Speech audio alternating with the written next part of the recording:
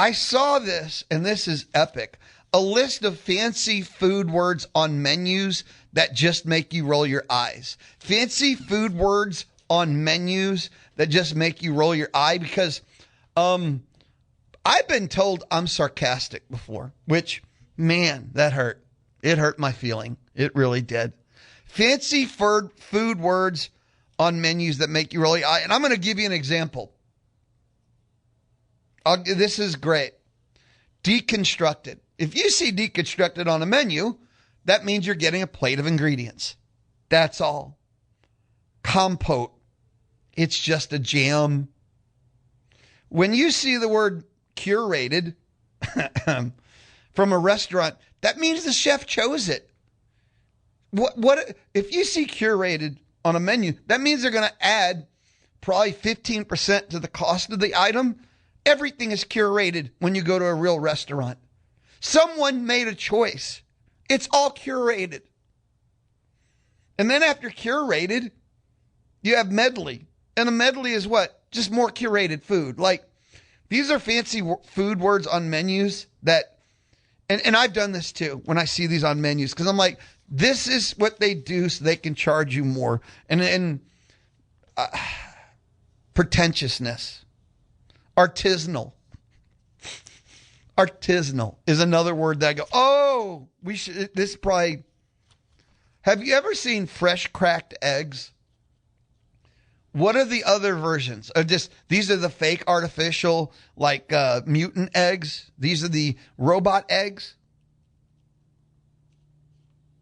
Market price. What other prices are there? Again, if you see market price, just understand what they're really saying is we're going to charge you whatever the hell we want, and we're going to take all the money in your wallet. There's no other price but market price. Everything is the price they got at the mark. Come on, people. So if I see handheld on a menu, right? It's a sandwich, man. But handheld means they could charge at least $1 more. My $5 sandwich is now $6 because I'm eating a handheld and not a sandwich. It's a sandwich. Stop it. If I get something that's open-faced, that's $2 more than the handheld, which is still just a sandwich because it's open-faced sandwich. But open-faced is fancier than a handheld. So you're paying $2 more if it's open-faced, as opposed to $1 more for a handheld, which would be $0 more if they just said sandwich on the menu. But that's not fancy enough, right? Fancy food words on menus that just make you roll your eye. Handcrafted.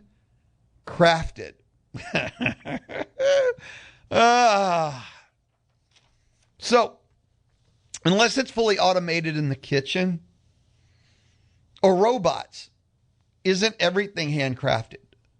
What is not handcrafted? Hell, the guy in the back in the kitchen using the microwave is handcrafting your food. So when you see handcrafted on the menu, what else would it be? How else would this work? I don't think it's possible to not be. Your iced tea is handcrafted. You're going to pay. The word foam. That one not as much, but still foam. I don't want foam. I actually want drink.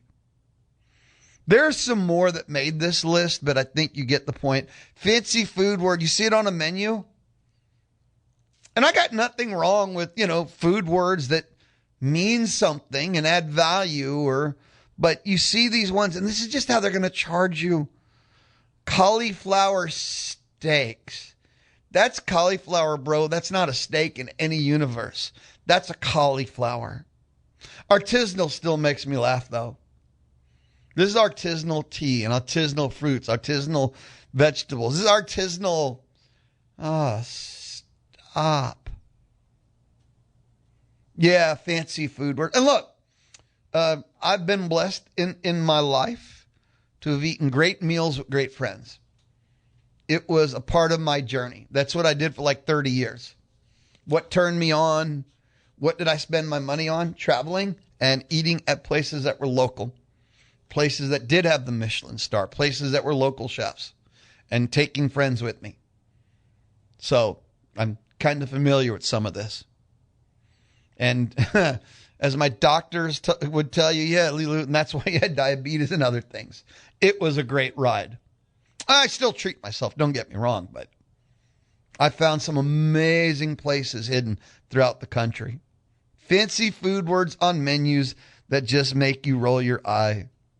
Deconstructed is hilarious, by the way. That is one that you just threw a bunch of ingredients on a plate and charge more than the unconstructed version by doing less with them.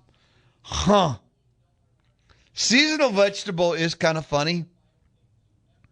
And then it's the same vegetable every time, no matter what season. How's it always broccoli or asparagus? No matter what season, when it says seasonal vegetable on a menu? Fascinating, isn't it? Fascinating. That's why sometimes it's simpler to just eat at a barbecue place, because brisket, lean or moist, is pretty simple to understand. I did see someone, where did I go? What was the barbecue place that started to incorporate a couple of fancy terms? And I kind of went, ooh, don't do this. This won't work for you long term. Barbecue's not supposed to be like this. And they didn't say artisanal barbecue, but they just had a couple of terms on their menu, and I went, that should not be on your board. And it told me they probably had a chef and not a pit master as their barbecue guy. They probably had a chef. Man, Roy, mate, you're still listening. Have you run into this in the barbecue world? Yeah, they had a chef, definitely not a barbecue pit master. I could tell by the board. 979-693-1150. 979-693-1150. We'll move on, but yeah. Foraged. Foraging is a real thing. I don't want to see that. I would not include. See, there are words that are helpful. It does mean if you see foraged on a menu, you are going to pay more because they did more work. But foraging is real. Locally sourced. When I was up in Boise, that was their world. But I can tell you that it actually made a difference. I could tell. Now, things like infused, dusting, and nestled, yeah. That just means we'll charge more. I agree with that. But I'm okay with foraged and locally sourced. I think that's messaging that will tell you what the future of your food and the taste of it will project to. Moving on. Lifestyles, a portion of the Louie Bellina Show. This isn't necessarily stupid criminal. I guess they are now. But stupid people? Yeah, definitely. So let's say you rent a party bus. The goal is for the people in the party to party and have no responsibility. So the driver of the party bus is your designated driver. Well, in North Carolina, a party bus ran into 3 vehicles before crashing into a house. I'm going to say that again. A party bus in North Carolina ran into 3 vehicles before crashing into a house. This happened Saturday. Why? Because the driver, 58-year-old named Gary Kearse, he partied while the party was going on. He was under the influence. Now, we can joke about this, or at least amuse ourselves for 30 seconds, because nobody got hurt. Not seriously. One person was taken to the hospital with non-life-threatening injuries. The party bus flew out of control, ran into 3 vehicles, crashed into a house. Gary is facing a slew of charges. DWI, driving while under the influence, reckless driving, 2 counts of injury to real property, and felony injury to utility wires. Now, at times like this, maybe you ponder to yourself. You go, self, yes. Gary, one mistake. He who is without how does that saying go? I haven't been keeping up. He who is without sloth should throw the first stone into a lake of fire. How does that go? Anyway, maybe Gary just made this as the one mistake, and have mercy on Gary's soul. Well, in April, Gary was also arrested for DWI then. Well, just 2 weeks ago, he was cited for hit and run. Yes, you heard correctly. So Gary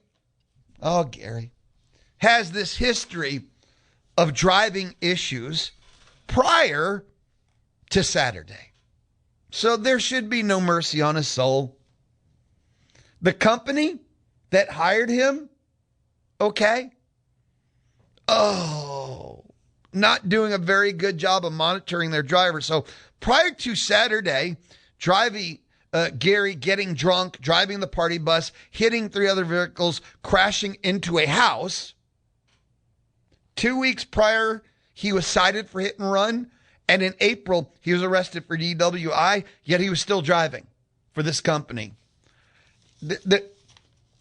Is that the definition of red flags, or is there something I'm missing in the story? Yeah, okay. Moving on.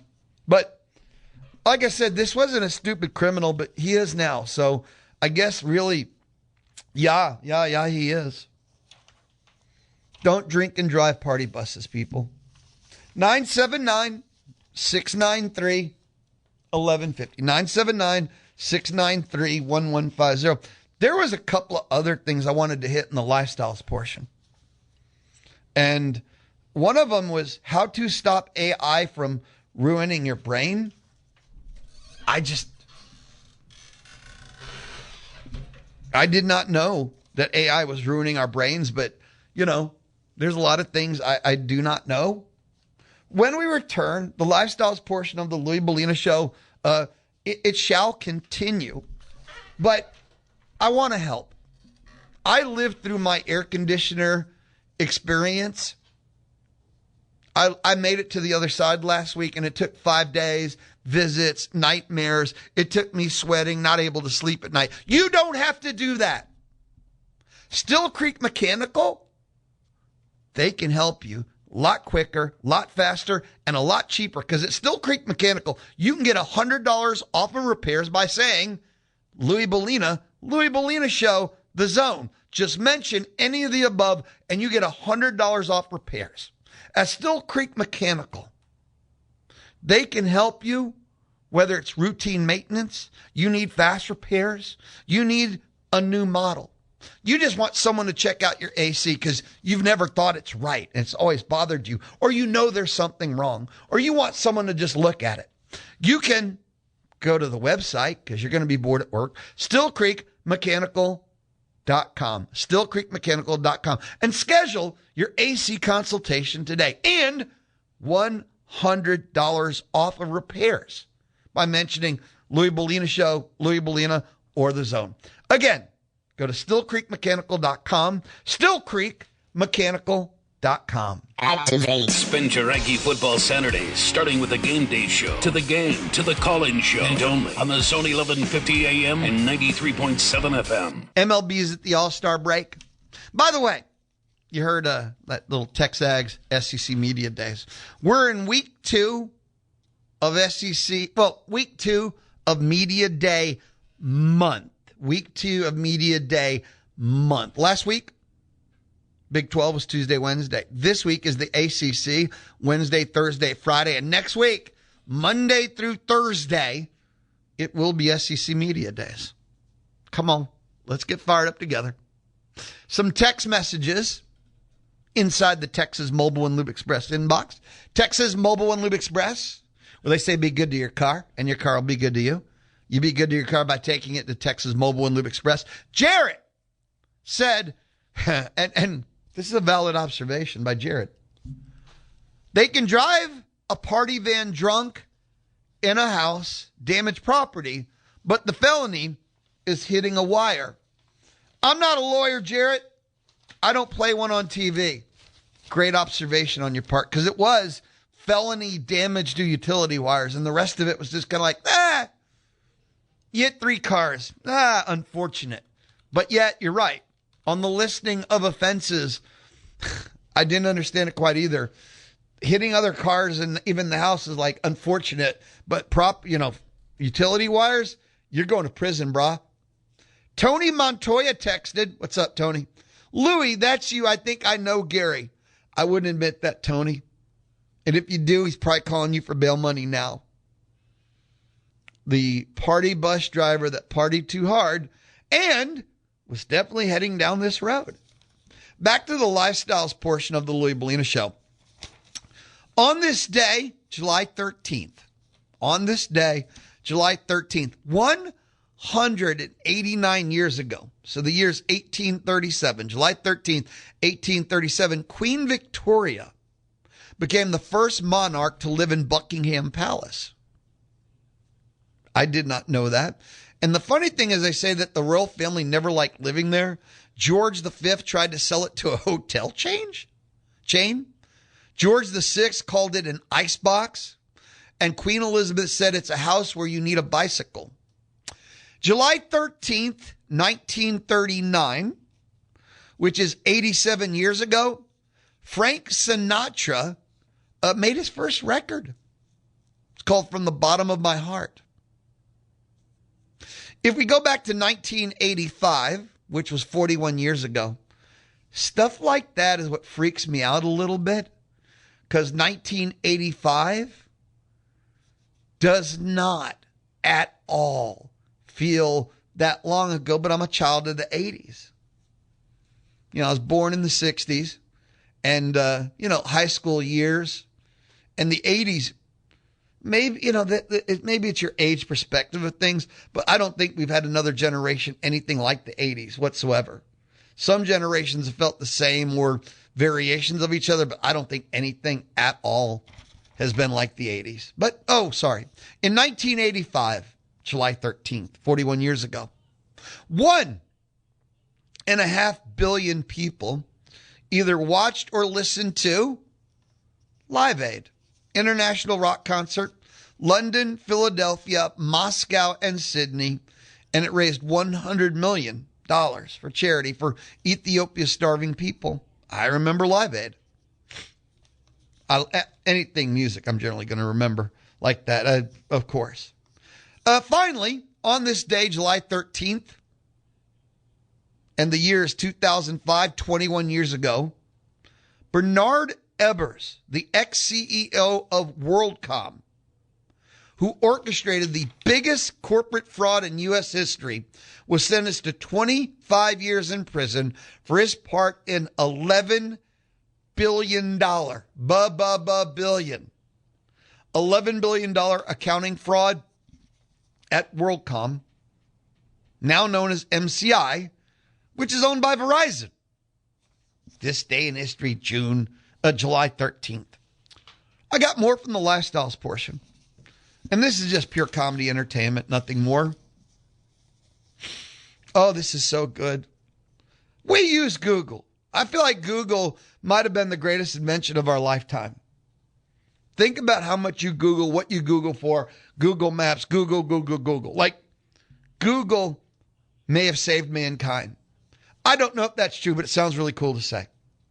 Well, a list was formulated by people that have more time to create lists than I do. But like the 10 examples, and this is so good, they called it poor souls who are led not just very astray by Google Translate. 10 examples of poor souls who are led very astray by Google Translate. There was a sign promoting Wi-Fi accidentally used wife, W-I-F-E. So it said, no wife, no problem. We free you 1 month wife to try. If not satisfied, just return to us within 30 days. No need to pay. I'll be fair. I don't even think they tried Google Translate on that. No wife, no problem. We free you 1 month wife to try. There was a sign outside a place, and this was in Asia. And in English, here's what the sign said. Dying right here is strictly prohibited. Fair enough. Dying right here is strictly prohibited. There was a English translation for a sign, and it was outside this like wilderness area that said, the future is dangerous. Don't go any further, please. This is a good one. There was a sign at a store. Video monitoring in progress. We prostitute shoplifters. I don't think that's legal. That's probably not the Google Translate being accurate on that one, but video monitoring in progress. We prostitute shoplifters. There was a notice put up in a bakery, and this is 10 examples. And again, they called it poor souls who were led very astray by Google Translate. And I'm pretty sure the bakery did not have this intention, but it says, do not touch bread with hands. Please use tongue. I don't think that's what was intended. There was a menu item, and the translated description of the menu item said, braised duck with 2 kinds of bacteria. Now, this one is just, okay, there was a sign outside of a pizza place. Fresh, always delirious. You got pizza that can keep me always delirious? I'd take 2. There's a box for a product that warned users, please stay away from infants. There's a sign outside a gate of a house. Google Translate. Private, and then probably in all caps. Private, probably, no trespassing. And then this one, I would love to get this outside the Charles Schwab studio. Closed for revolution, open soon. I'd always be down. I'd put that outside my office here at the Bryan Broadcasting Building. Closed for revolution, open soon. And I understand that we're supposed to always trust our computer overlords. Never argue with Google. Everything on the internet is true. We don't need photos and we don't need to see the body, right? Everything on the internet is true. Who are we to argue and question? But sometimes Google Translate. We prostitute shoplifters. No wife, no problem. We free you 1 month wife to try. That's a fascinating new approach. That would revolutionize the dating scene. If you could try the wife for 1 month. Don't touch bread with hands. Please use tongue. Please stay away from infants. Yes, please. Google Translate is not necessarily your friend. Now, when we come back, Ball, Greg McElroy, what ifs? His top 5, final 5 for 2026. And we sprint to the finish here on the Louie Bellina Show, Monday edition. Here on the Louie Bellina Show. You know, I always say text, right? Text. Why not text? But you can always call me. We could talk on the D4 Land Services hotline. A lot of times I say when now, you would call on the D4 Land Services hotline. And you know what? Many guests join me on the D4 Land Services hotline. If you ever need to get your land fixed up, d4landservices.com. Land cleared, land excavated, d4landservices.com. Forestry, mulching, pond construction, metal buildings, check out d4landservices.com. The Louie Bellina Show. Dial 979-693-1150. Hello. To visit with him. Hello. Or to win. Hello. On the D4 Land Services hotline. Dial 979-693-1150. The Louie Bellina Show, kind of just rolling along, hanging out, having fun. That's been our theme for the day, and that's the theme for the summer on the Louie Bellina Show. Time now, part 2. Listen in. Greg McElroy. It's his what ifs for the college football season 2026, his second half. What if number 6? What if Lane Kiffin walks into Oxford, Mississippi, and gets run out of the building? Right? I mean, mark this date down. September 19th, LSU at Ole Miss. Lane Kiffin's SEC opener at Vaught Hemingway Stadium, the stadium that he packed for 6 years, going against the program that he just abandoned for $91 million at their rival. You can't script this. I mean, he built Ole Miss into a playoff team in 2025, now returns to Oxford in week 3 wearing the colors of their arch enemy. And here's what makes it genuinely dangerous, right? Ole Miss did not roll over when he left. They kept Trinidad Chambliss, who threw for nearly 4,000 yards and just a handful of interceptions.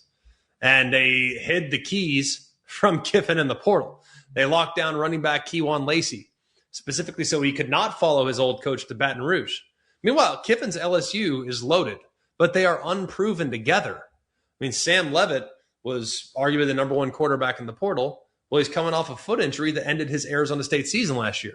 And if you watch what he was 2 years ago, the arm has maybe needed a little bit of growth, and maybe it has taken that step.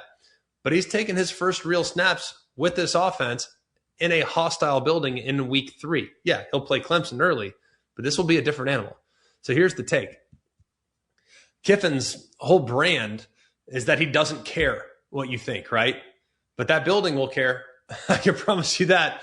If Trinidad Chambliss goes and outplays Sam Leavitt on September 19th, the Lane Kiffin era at LSU starts with the single most uncomfortable bus ride in college football.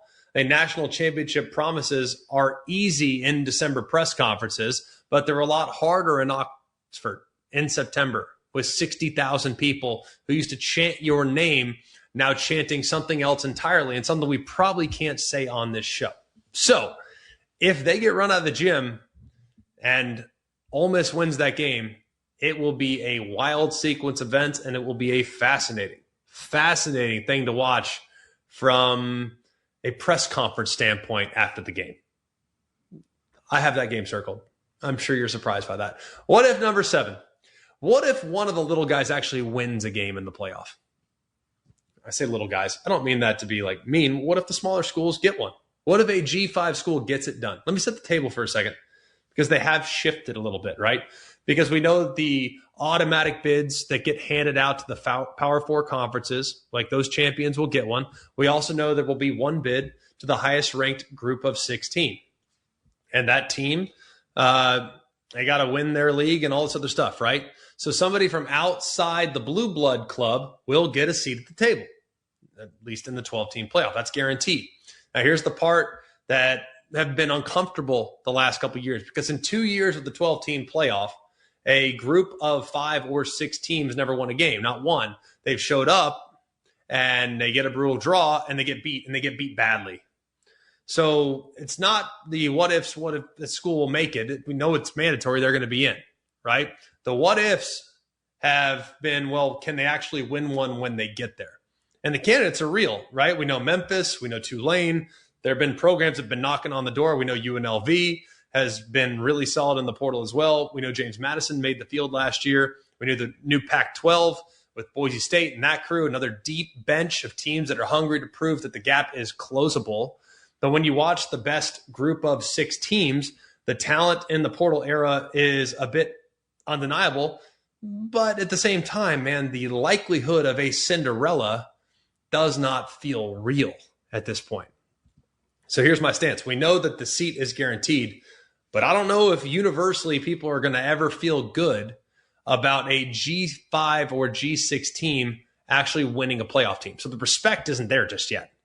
So the day a group of 6 team finally wins a playoff game, the whole they don't belong argument will die immediately.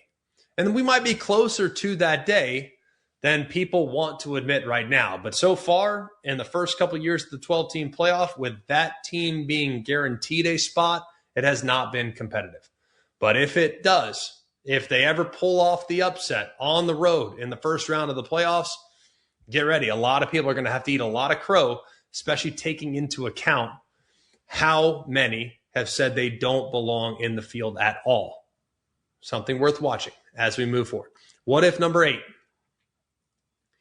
What if a wide receiver wins the Heisman Trophy again? Let me give you the resume because it's absurd. Over the last 2 years, Jeremiah Smith has more receiving yards and more receiving touchdowns than anyone in college football. 2,558 yards, 27 touchdowns. He's going into his 3rd season. As a freshman, he shattered Chris Carter's Ohio State records, had 1,300 yards, 15 touchdowns, wins a national championship. Last year, he backed it up with over 1,200 yards and 12 touchdowns. He's been a unanimous All-American. Just watch the postseason by itself. The guy's got 34 career catches for 682 yards and 6 touchdowns in 6 career playoff games. Every single one of those against top 10 defense. That is not hype. That is the best player in college football. So why is this a what if and not a coronation? Because the Heisman has traditionally been a quarterback's trophy, and it has been for a generation. Yes, Devontae Smith won the award back in 2020. Yes, Travis Hunter would it in 2024, but he did it as a two-way player, not as a pure pass catcher. So Jeremiah Smith is chasing history that voters have spent several years refusing to write, right? And here's my committed take. He has the quarterback to do it. We know that Julian Sand's going to feed him. He has the stage because we know Ohio State is going to be on every marquee in the sport. So if Jeremiah Smith stays healthy, he doesn't just contend. He could break the barrier wide open. The best player should win the award. And this year, the best player catches the football. So assuming he backs up what he did in year 1 and year 2 as a player, he should be on everybody's short list for the Heisman Trophy. What if number 9? What if the most expensive roster in America does not even make the playoff? Let me give you the one number that is actually real. We know the revenue sharing cap this year is around $20.5 million per school. That is a hard, enforceable figure that every Power 4 program is maxing out. That, however, is just the floor because once you layer on the collectives and the booster money on top, the stuff that lives outside the cap, reported roster valuations are somewhere between $45 and $50 million. The Texases of the world, A&M, Texas Tech, Ohio State, LSU, Miami, Oregon, those are some of the names that keep surfacing at the top of the market. Now, here's the catch, and it is the whole point. Nobody actually knows the real numbers. There is no public payroll, no audited ledger. So when reporters float a figure of near 40 million, Steve Sarkisian will stand up and say, well, that's irresponsible reporting. So the biggest arms race in the history of the sport might be running in the dark on anonymous sourcing and denials. But here's the take that should terrify every donor that's writing these checks. The team that won it all last year did not have the biggest checkbook. Indiana built a national champion out of the portal on a budget the Blue Bloods would probably laugh at. And Kurt Cignetti's whole model is finding value that the rich programs overlook. So when you watch the tape, the trophy does not go necessarily to the most money. It went last year to the best plan. So what if 2026 proves it again? What if a $45 million roster goes 9-3 and watches the playoffs from the couch? Well, then the most important question in college football stops being about who has the most money and starts being about who actually knows how to spend it. Because a checkbook does not tackle. It has never once thrown a block. It has never once completed a pass. Yes, it gets you to the table potentially, but does it get you over the top? And responsible spending might actually get you over the top and, frankly, put a chip on some guys' shoulders that need that chip to push them to take the next step. So we'll see. There will be a team that has a very, very big payroll this year that will underwhelm. Just telling you, that one I will guarantee. What if number 10? What if the first month of the season goes exactly the way the rankings say? Meaning chalk flies. There's no upsets. There's no Saturday night chaos. Every favorite covers. Every blue blood handles its business. And we walk into October with the preseason top 12 being perfectly intact. Now, here's the question I actually want you to sit with. Would that be good for college football? Or is that maybe the worst thing that could ever happen? Because chalk in the preseason is comforting. And we all go, I'm sure you guys look at all these schedules like, oh, well, that's a win, that's a win, that's a win, that's a win. And there's going to be 7 or 8 games scattered across the college football calendar that you are anticipating chalk flying, and yet, boom, there's the upset. Because, yeah, chalk's comforting, and chalk means that the experts were right and the rankings were earned, and the best teams are, in fact, the best teams. But chalk is also probably the most boring version of this sport. It's so boring. The reason why we fall in love with Saturdays is not because the favorites won. It is because Iowa lost 4 games by a combined 15 points. It's because a G6 program that is sitting on the outside looking in knocks down a blue blood, whether you like it or not. It's because Indiana went from a 3-9 team 2 years ago to a national championship in 2 years and torched every preseason ranking along the way. So when you watch the tape of the games that we remember, almost none of them went chalk. So here's my take. And it's a take kind of about us. A clean, chalky September would validate every analyst in the country. I'm an analyst, so it would be great.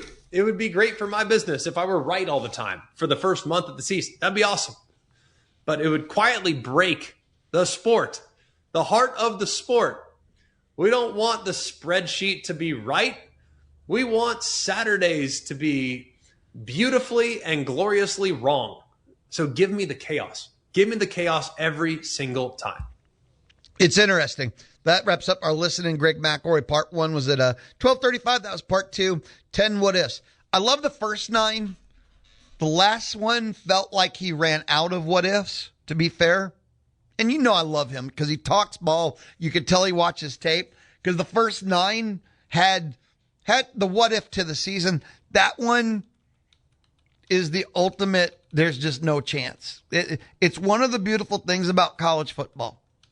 All the analysts can only go last year XYZ, and it's why all the preseason rankings tank. It's why every S tier, A tier tanks. It's why all of it fails in college football, and now with the portal especially. Because I thought we used to be able to model plus or minus like 2 spots, and the variance was low single-digit percentage. But now I feel like we could take the preseason top 25, half of it's wrong. And when I say wrong, how about they'll be 5 spots away from each other? Because 5 spots is a tier. If you're a tier wrong, you're wrong. That's how I look at things. And I feel like half of the top 25 preseason will be wrong. And that's no human fault. We have not had consistency. We keep changing portals. We keep changing the playoff format. And until things settle, we can't collect enough data points to come up with new models, is the problem. Give it 3 to 4 years of stability, and people like Dave Bartu and many others can come up with models. We don't know what national championship DNA is anymore because we haven't had a steady system for any length of time. But his end thing about give me the chaos, how many times have you heard me say that I feel like my relation to college athletics or sports, I want to be the Heath Ledger Joker. I just want to watch it burn. It's fun. It's more fun when we have the chaos of March Madness or just all the chaos in general. Chalky chalk in college sports is boring. Boring. When we return, bye-bye. We'll wrap up the Louie Bellina Show on a Monday. The Louie Bellina Show, presented by CC Electric. Free estimates, military and veteran discounts. It's what they do at CC Electric. You love your Aggie football. We do too. Hells yeah. Listen to every game on the Zone 1150 AM and 93.7 FM.